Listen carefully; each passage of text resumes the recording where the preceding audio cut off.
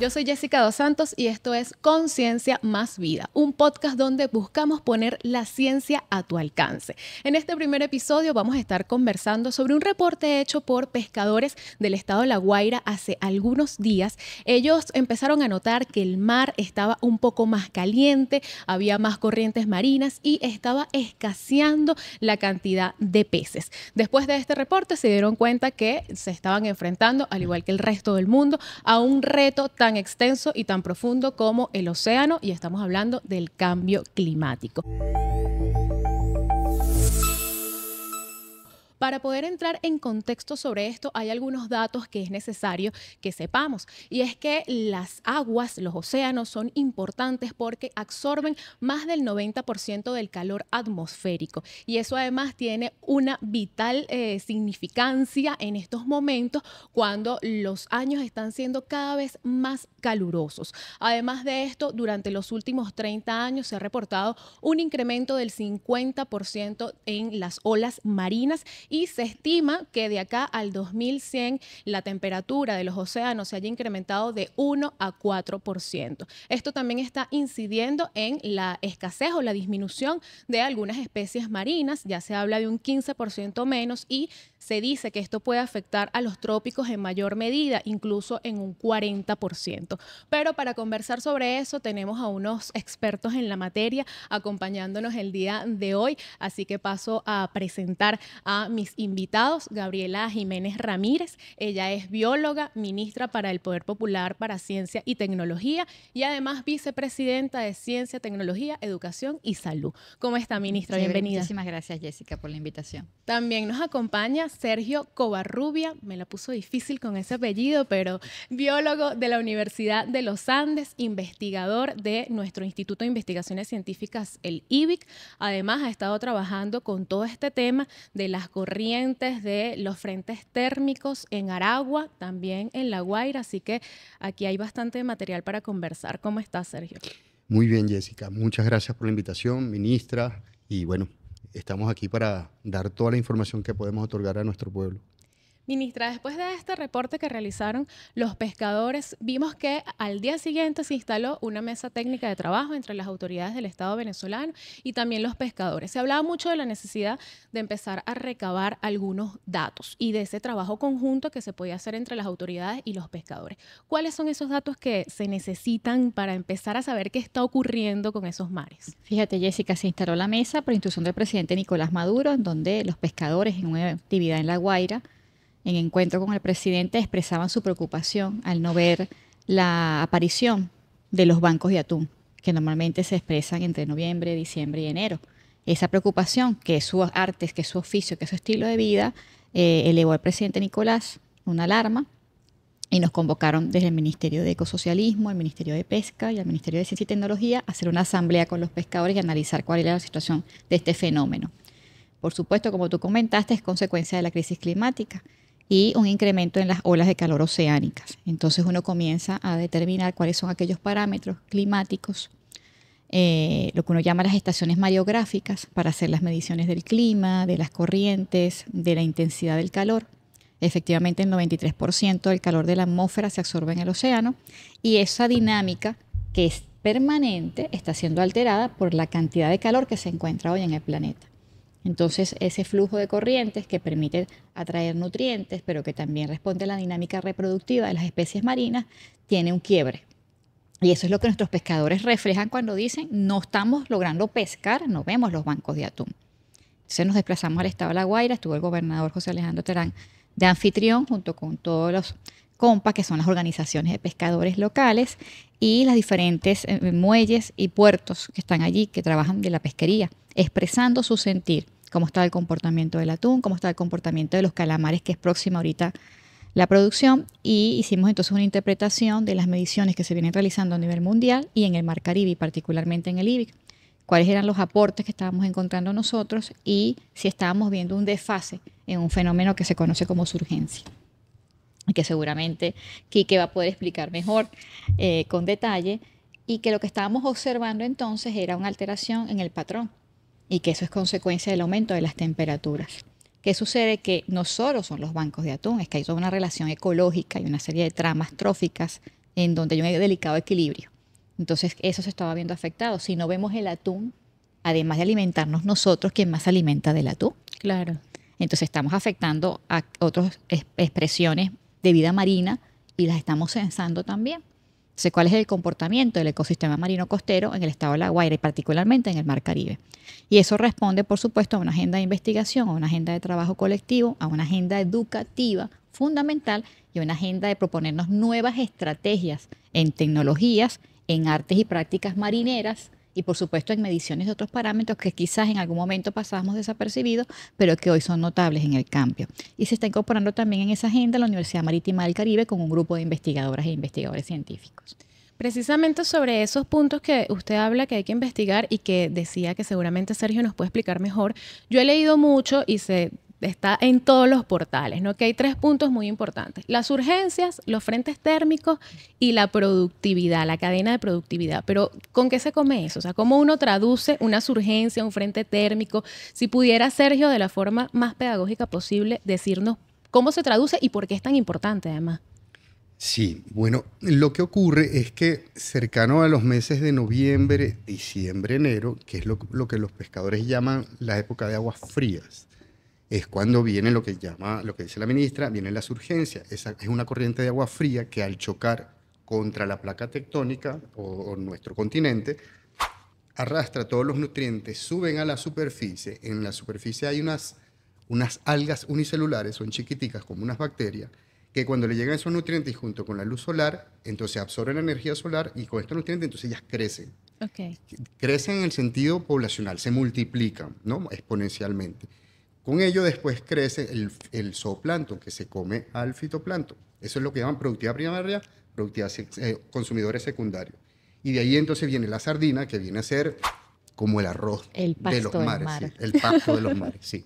Porque la sardina se alimenta casi toda la trama trófica, o es las especies, esos peces pelágicos chiquiticos, son como los que el punto de transferencia o el cuello de avispa por donde pasa toda esa energía, la solar y la nutritiva que viene en los suelos, hacia el resto de los peces, mamíferos y aves, y nosotros, que estamos dentro de los mamíferos. Entonces, eso es la surgencia. El agua fría, cuando se mezcla con el agua caliente en superficie, es lo que se llama el frente térmico. Eso se puede medir por conductividad, oxígeno disuelto. Y finalmente, toda la cadena trófica, sí, al alterarse esta llegada de las aguas frías en esta época, pues indudablemente que se distorsiona todo cómo está estructurada la cadena trófica. Que está bien investigada así en Venezuela a fondo, tenemos que hacerlo ahorita. Se tiene un gran conocimiento de ella, pero hay que ver cómo se afecta y cómo se altera a lo largo del tiempo, ahora que están ocurriendo estos desfases en la llegada de las urgencias. Porque es que lo que está ocurriendo es que se desfasó. ¿Por qué? Seguro es crisis climática, pero a detalle no lo conocemos y estamos obligados como servidores públicos científicos a hacerlo. Ahora, no lo conocemos a detalle, todavía no hemos recabado todos los datos, pero uno pudiera decir o se pudiera hacer una aproximación a qué puede estar ocurriendo. Se habla del cambio climático, pero también existe el fenómeno del Niño, también se reseña que mientras mejor o más profundo sea el tratamiento de las aguas, esto puede mejorar. ¿Pueden ser varios factores los que estén allí incidiendo, ministra? Sí, el fenómeno del Niño es consecuencia también del cambio climático, de la crisis climática. Y llamamos crisis porque rompe de forma abrupta con la cotidianidad. ¿Okay? Y las consecuencias están aún estimándose, y no solo estimándose, sino estudiándose. Si nos planteamos, que es lo que debate el panel intergubernamental de cambio climático, el IPCC, donde Venezuela lleva la vicepresidencia de esta instancia internacional para evaluar las consecuencias y las recomendaciones para mitigar y adaptarnos a esta situación, esto responde a un modelo económico, que es el modelo económico capitalista. Y esta es consecuencia de un estilo de vida y un condicionamiento de la educación, de las formas de relación en la producción y la forma en la que concebimos el trabajo y cómo nos relacionamos con nuestro entorno. Voy a hablar de la naturaleza y no como objeto. Entonces, cuando hablamos del efecto sobre las olas de calor oceánicas, eso es un incremento significativo de la temperatura, y por eso ese frente de aguas frías llegó caliente y luego fue llegando las primeras aguas frías. Entonces se rompió la cadena alimenticia y se desfasó en el tiempo, afectando el número de organismos. Entonces hay que estimar también cuántos organismos estamos pescando efectivamente, cuántos peces, cuánto es la productividad definitiva, real. Y en ese ejercicio se estima que para el 2040 el 40% de la producción pesquera natural pudiese estar afectada solo por cambio climático, lo cual generaría una ruptura social y económica en las comunidades costeras, cuyas primeras actividades tienen que ver con el turismo, con la producción de la pesca, como arte, como cultura, como forma de vida, como también espiritualidad, la de nuestros pescadores, de su idiosincrasia, de su identidad acuática. Los venezolanos que vivimos en las costas tenemos unos principios de identidad acuática. Yo particularmente soy de La Guaira. Y eso tiene que ver incluso hasta con nuestras canciones, nuestros tambores, etcétera. Cómo celebramos, cómo nos alimentamos, cómo nos nutrimos. Yo te hablaba de las estaciones mareográficas, que son actualmente muy modernas desde el punto de vista tecnológico porque tienen información también satelital. Me permite hacer un seguimiento satelital, me permite también medir, además de la velocidad del viento, la temperatura en tiempo real. Tú comienzas a correlacionar esa variación de temperatura, entendiendo que el año 2023 fue el año más caliente en la historia de la humanidad registrada. Entonces sí hay ya unos elementos técnicos determinados que pueden dar unos indicadores, son unos faroles para predecir algunos comportamientos. Entendiendo que también los ciclos reproductivos de las especies marinas son de aguas de temperaturas más bajas. No está a 37 grados el ciclo reproductivo de nuestras especies marinas. Está inclusive 10 grados por debajo. Entonces, si tú respondes a un ciclo reproductivo y a una temperatura, en el caso del humano, 35 grados, 37 grados, 35 grados los testículos, 37 grados de temperatura corporal, ¿qué está sucediendo con las estructuras reproductivas de las especies marinas? ¿Cuáles se podrán reproducir cuando el incremento de la temperatura es tan significativo? Entonces comienzas a afectar la presencia y la vida de estas instancias, de estas formas biológicas en los ecosistemas.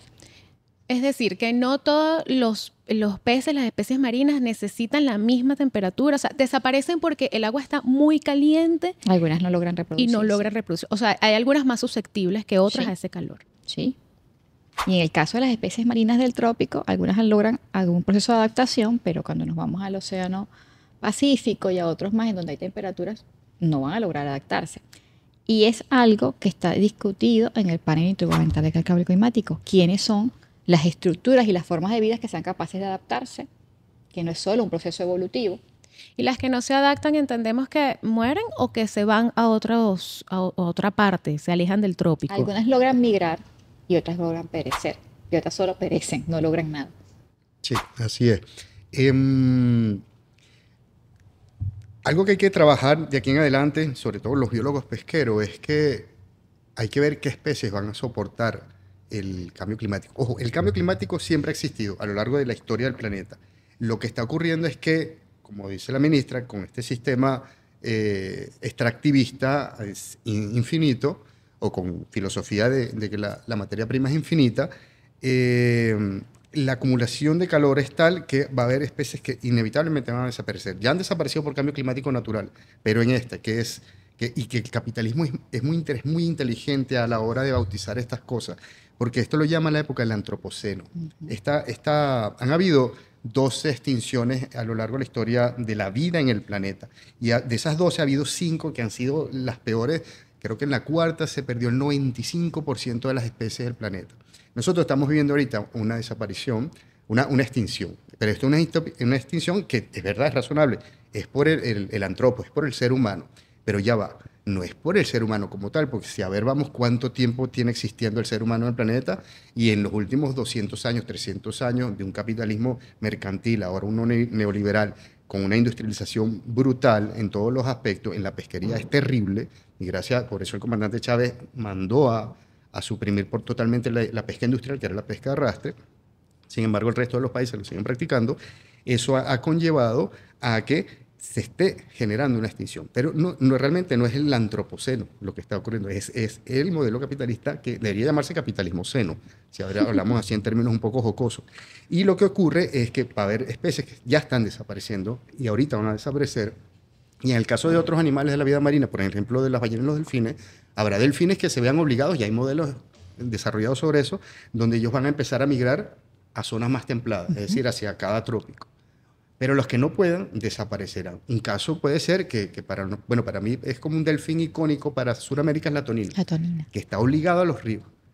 y va a tener que desaparecer. Si se calientan los cuerpos de agua gigantescos, o sea, del IPCC desde el 70 decía ya a 3.000 metros de profundidad ya se elevó 1 grado centígrado la temperatura a 3.000 metros. Estamos hablando de 3.000 kilómetros de profundidad. ¿Cómo estará ahorita? Bueno, ya lo estamos acusando. ¿Cómo serán las torinas y todas las especies ribereñas de peces? Y toda esa gente que ha vivido toda su vida pescando. O sea, ¿cómo los llevas tú? Mira, vas a tener que cambiar. Pero bueno, lo que nos va a tocar es adaptarnos y aplicar mucha resiliencia. Ahora, uno habla de 1 grado centígrado y suena así como que 1 gradito centígrado. O sea, ¿cómo se traduce realmente que los mares se puedan calentar de 1 a 4 grados centígrados o que el clima esté subiendo? O sea, ¿realmente qué afectaciones tiene eso? Porque a veces uno concibe como, no sé, si yo estoy horneando una torta y le subo ahí unos grados, no pasa nada. Pero en términos de planeta, de mares, ¿cómo se puede medir esto? Fíjate, se habla de 1 grado temperatura promedio del planeta. Okay. Pero en diferentes localidades se ha acentuado más de forma marcada el incremento de la temperatura. Nosotros mismos vimos un enero muy caliente, ¿okay?, con respecto al enero del año antes pasado, que fue un enero muy frío y tuvimos el efecto de la niña y luego del niño. Entonces, ¿qué nos marca el efecto del niño? Las temperaturas abruptas, sumamente calientes y luego las descargas de agua.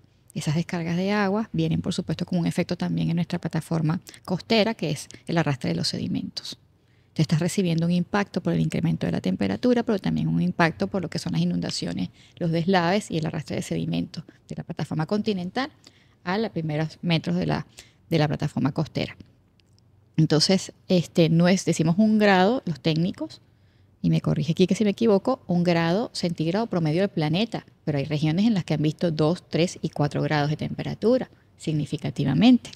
Eso también tiene que ver con la capacidad de adaptación de los organismos, de las formas de vida, como explicaba Quique, quienes pueden adaptarse, quienes pueden, bajo sus herramientas de locomoción, migrar, en el caso de los vectores, y si hacemos un énfasis con el tema de los vectores, vas a poder demostrar que ya producto del incremento de las temperaturas en la faja tropical, el ancho en donde se encontraba el vector del dengue ahora ocupa espacios superiores, lo que ha favorecido un incremento a la reproducción de la fase infecciosa del mosquito. Y entonces se ven, en el caso de Perú, se vio un incremento significativo de la infección de dengue, inclusive fallecimientos nunca vistos en esa proporción desde el punto de vista epidemiológico. Igualmente le pasa al resto de los mamíferos, al resto de los insectos, al resto de los animales acuáticos. Hasta dónde puede tener esa respuesta adaptativa, esa plasticidad que responde a su condición genética y al estímulo ambiental, y las que no lo logran simplemente perecen. Entonces, el ejercicio de soberanía del conocimiento nos debe permitir a nosotros, desde el Ministerio de Ecosocialismo, el Ministerio de Pesca, el Ministerio de Ciencia, con una política pública nacional, atender las mediciones científicas, técnicas de estos parámetros y preparar políticas que nos permitan mitigar los efectos y adaptarnos de forma muy rápida. Y es la tarea que el presidente Nicolás nos invita de forma audaz. ¿Qué más podemos hacer? Vayan a medir qué está sucediendo. Hace una semana comenzamos a ver nuevamente el banco de atún. Y de hecho, los primeros días observamos un incremento en las olas, inclusive hacia la costa de los Caracas. Comenzamos a ver también una menor temperatura en las primeras horas del día y entonces dijimos, por ahí viene la surgencia. Parece que viene la surgencia. Y uno cruzando los dedos. Sí, como que viene la surgencia. Y los parámetros que se estimaron y que se midieron con apoyo de las imágenes satelitales, con la cooperación que tenemos internacional, nos permitió ver un descenso de la temperatura. La llegada de este pequeño frente de aguas frías, inmediatamente a los días aparecieron los atunes. Es un ejercicio de ciclo de vida. Esto responde a las relaciones ecológicas. Y lo que estamos viendo es la ruptura, producto del incremento de la temperatura, de las relaciones ecológicas, de las tramas tróficas, de la capacidad reproductiva, del número de organismos, de quién depreda a quién. Porque imagínate que desaparezca y se queda Si desaparecen los atunes, como está ocurriendo, por ejemplo, ¿qué otras especies que se alimentan de los atunes podrían verse afectadas? Sí, como decía, de las sardinas se alimentan otros, lo llaman consumidores terciarios, cuaternarios. Ahí están tiburones, atunes, están peces pelágicos grandes, como son, por ejemplo, la sierra canalera, están los delfines, están las ballenas. Todo eso se trastoca. ¿Qué va a ocurrir? No sabemos. Pudiéramos tomar ejemplos de lo que ha ocurrido cuando tú eliminas una presa y cómo la población de depredadores crece hasta un punto en que hasta mueren por inanición, porque ya no hay presa. Ese tipo de cosas pudieran ocurrir. Porque no es sostenible la No es relación sostenible, ecológica. no es sostenible. Ahora, si nos ponemos el peor escenario, si esas aguas se calientan más, si ese desfase sigue ocurriendo más, ¿qué podemos hacer? O sea, ya estamos haciendo, pero ¿qué podemos hacer en ese escenario? O sea, ¿cómo nos podemos apoyar con la ciencia, con la tecnología, con los pescadores, con los científicos? ¿Cuál podría ser un plan? Yo me pregunto, por ejemplo, ¿otros países han logrado enfriar sus mares? ¿Hay alguna técnica para eso? Sí, los países no han logrado enfriar sus mares. Ese es un comportamiento dinámico. Ok. Y responde de la cantidad de calor que le estamos inyectando al sistema. ¿Ok? Entonces es una respuesta termodinámica. Dos, ¿qué han hecho algunos países? Interesante, la experiencia de China ha promovido la tecnología de la acuicultura, ambientes controlados, condiciones y parámetros que están medidos por científicos, técnicos, los ingenieros en pesca, los biólogos marinos, todo el personal que tendría el Ministerio de Pesca y Acuicultura para ello, y comienzan a desarrollar experiencias en ambientes confinados. Y hay unos parámetros allí que se controlan. Hay todo un ejercicio técnico allí. Pero la respuesta no es solo qué hace un país. La respuesta es que la dinámica con la que estás alterando el ambiente es superior a la capacidad de respuesta de muchos otros pequeños países. El acceso a la tecnología, los países que tenemos 932 sanciones entre pecho y espalda, que atentan contra nuestro propio derecho al desarrollo, a la educación, a la cultura, a la ciencia, a la producción, a la vida. Y lo que se hacen son adaptación de propuestas técnicas. La acuicultura sería una estrategia, ¿okay? Pero debe generarse, por supuesto, los planes de estudio, los planes de formación y los espacios técnicos apropiados, las infraestructuras. Nos pedían los pescadores en una iniciativa muy interesante, que yo le dije aquí que esa puede ser una propuesta, un muelle científico pesquero. Queremos un muelle científico pesquero.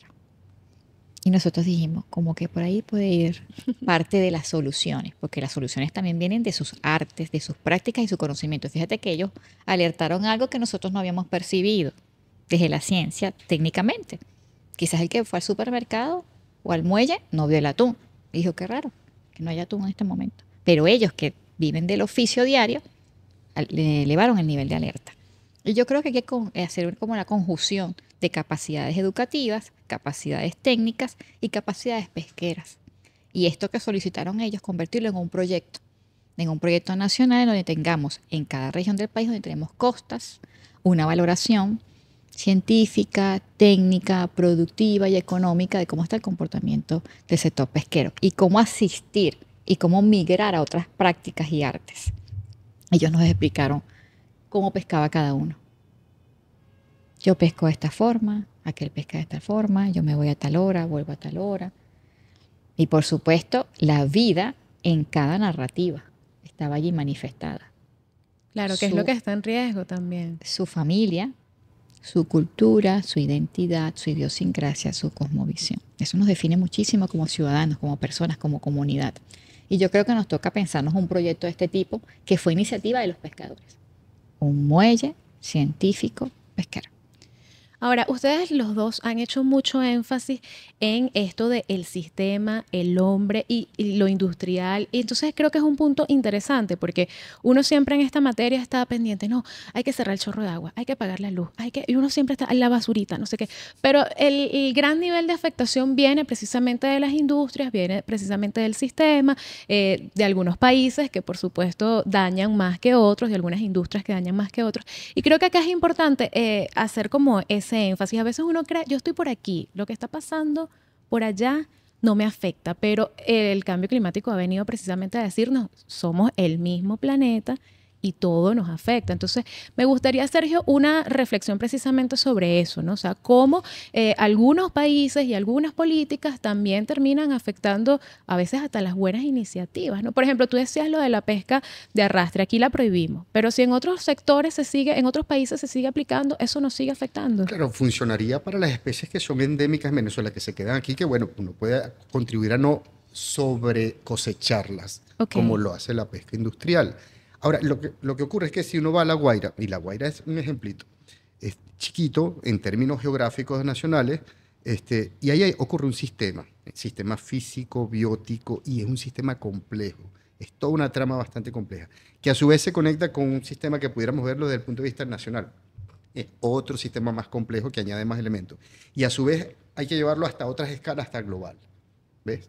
Hay un problema ahorita que está en boga, la ministra creo que ya está al tanto de eso, que fue la noticia que yo te pasé, que la corriente de circulación termoalina de todo el planeta, que se encarga, que es como el termostato del planeta, se encarga de llevar calor hacia los polos y refrescarlo, y quitarnos a nosotros ese calor en el Ecuador para no sofocarnos. Bueno, esa corriente se está ralentizando, se está enlenteciendo, lo cual nos va a generar más calor a nosotros y más frío hacia esas partes de fuera de los trópicos, las zonas templadas.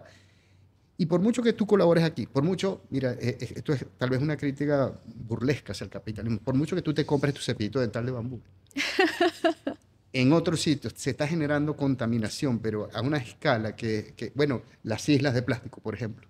Las islas de plástico pueden tener el tamaño de España.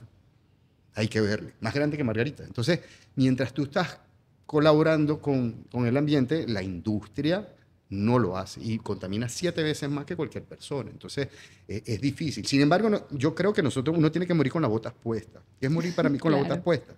Bueno, la ministra nos llamó a nosotros por orden del presidente Maduro, y entonces, bueno, hay que establecer un plan de abordaje. Ya hay un primer borrador que está bajo revisión de la ministra, en la cual se ataca la parte científica, la parte pesquera social, la parte educativa, en la cual tenemos que, entre algunos investigadores hemos deliberado qué medir, qué no medir, qué hace falta. La asociación con China es primordial porque ellos tienen constelaciones de satélites con prestaciones oceanológicas que nos va a permitir a nosotros monitorizar todo el sur del Caribe para ver cómo se comportan las 13 principales plumas de productividad de Venezuela, ver cómo se comporta junto con la productividad pesquera. Tenemos que trabajar de la mano con el Ministerio de Pesca, con el MINEC, porque aquí todo está involucrado. El cambio climático y en general la crisis climática transversaliza todo. Y yo en lo personal, esto es una opinión muy personal mía, yo me hago responsable, morir con las botas puestas puede ser migrar a la acuicultura, pero a lo mejor es migrar a otra cosa. Y decirle eso a un pescador que tiene toda la vida pescando, eso es rudo. Es decir, yo la otra vez lo hablamos con los pescadores en este trabajo que estamos haciendo semanalmente. Decirle a un pescador, bueno, ahora ponte a cultivar algas, cuando lo de él era pescar una aguja de 300 kilos y montarla, eso no tiene comparación, pero es rudo. Y tenemos que ver cómo nosotros adaptarnos. Y los venezolanos nos adaptamos. Nosotros tenemos una historia muy épica, hemos vivido guerras y nos ha obligado a adaptarnos y nos adaptaremos. Y de esta vamos a salir. Aún así el clima se ponga peor. Ahora, Sergio, bueno, del estudio parte todo y nosotros ya para finalizar tenemos una sección que se llama Mito o Verdad. Y por ahí en el IBIC me decía un investigador una frase, y es que lamentablemente se conoce más de la luna que de los océanos. ¿Esto es cierto o es falso? Sí, es cierto. Se conoce más de la luna que de los océanos. Nos falta un trabajón. Claro, porque es que en la logística que tú requieres para trabajar en términos de profundidad en el mar, sobre todo para poder luchar contra la presión de tener toneladas de agua encima, es muy costosa. Y por eso es que cada vez que bajan con un batiscafo o con una escafandra, descubren nuevas especies que no estaban. No sé, creo que hay como se estima que se ha descubierto el 30% de las especies marinas. Todavía falta, pero es por eso, por un tema de la presión que ejerce la columna de agua. Bueno, nosotros para cerrar tenemos una sección, la sección más noticiosa. Se está haciendo mucho y hay que comunicarlo, así que precisamente en nuestro top 3 de noticias de esta semana tenemos que ha sido reinaugurado el Centro de Investigaciones de Astronomía Francisco J. Duarte en Mérida. También la Unidad Educativa Nacional Pedro Emilio Coll está estrenando 5 laboratorios de ciencia.